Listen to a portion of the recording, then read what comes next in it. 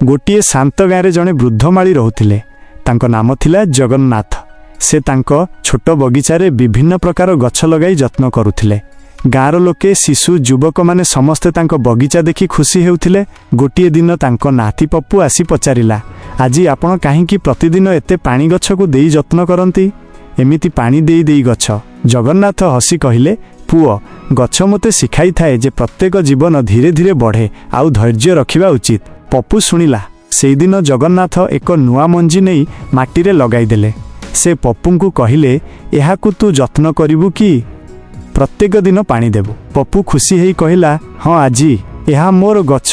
किछि दिन से खुशी होई पानी देला, किंतु गछरु अंकुर मध्य बाहरु नाही। पप्पू कहिला, आजी एहा बढ़ुछि कि किछि देखा जाउनी? जगन्नाथ हसी कहिले, पुओ जेतेबेले आमे धैर्य रखी प्रतिदिन जत्न करू, माटी भितरे चमत्कार घटुथाए जहाकु आमे देखुनु। किंतु पप्पू धैर्य रखी पारिला नाही।